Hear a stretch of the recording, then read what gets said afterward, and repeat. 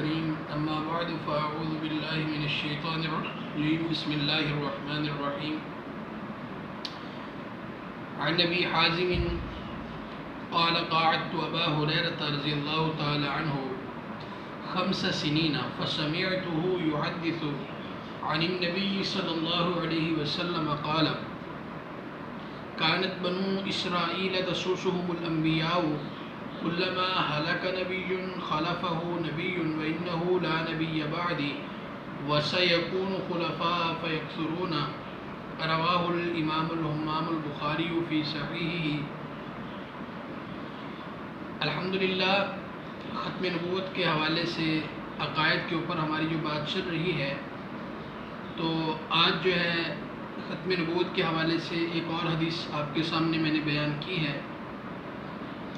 اس حدیث مبارکہ کے اندر ایک تابعی ہیں حضرت ابو حازم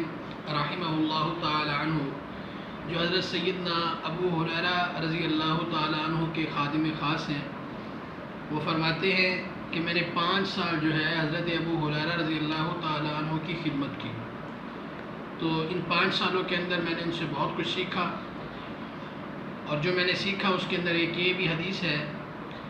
کہ حضرت ابو ہریرہ رضی اللہ تعالیٰ عنہ ارشاد فرماتے ہیں کہ ہم نے اللہ کے نبی صلی اللہ علیہ وسلم سے یہ فرمان مبارک سنا۔ اللہ کے پیارے حبیب صلی اللہ علیہ وسلم نے ارشاد فرمایا کانت بنو اسرائیل تسوسهم الانبیاء کلما ہلک نبی خلفہ نبی، کہ جو بنی اسرائیل تھے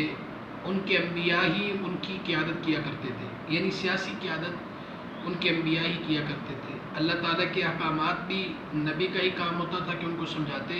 اور سیاست بھی انبیاء ہی کرتے تھے۔ وَإِنَّهُ لَا نَبِيَّ بَعْدِي، البتہ میرے بعد قیامت تک کوئی نیا نبی پیدا نہیں ہوگا، اور وَسَيَكُونُ خُلَفَاءَ فَيَكْثُرُونَ، لیکن میرے بعد خلفاء آئیں گے اور وہ بہت کثرت سے آئیں گے، اور وہ میری امت کی جو ہے قیادت کریں گے۔ تو اس لیے نبی پاک صلی اللہ علیہ وسلم کی اس حدیث مبارکہ کے اندر پہلی بات تو یہ ہے کہ ختم نبوت کا تذکرہ ہے، اور ختم نبوت کے برکت سے اس امت کے علماء کو جو اللہ نے کام دیا ہے وہ سیاست کا کام دیا ہے۔ تو اس لیے انبیاء علیہ السلام کے جو اصل ورثاء ہیں وہ علماء ہیں، اور علماء کا کام ہے کہ سیاست کی جائے۔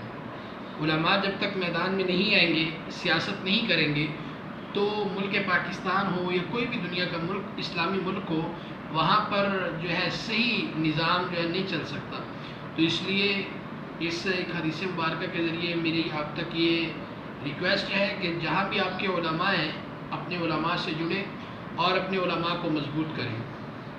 اور ہمیں چاہیے کہ ہمارے علاقے کے اندر اگر کوئی عالم جو ہے وہ اٹھے ووٹوں کے درمیان، تو ہم اس کو فل سپورٹ کریں، اور جو ہے اس کو جو ہے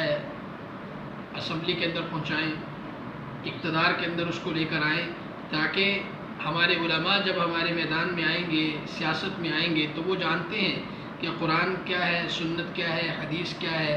ہمارے معاشرے کو کس چیز کی ضرورت ہے،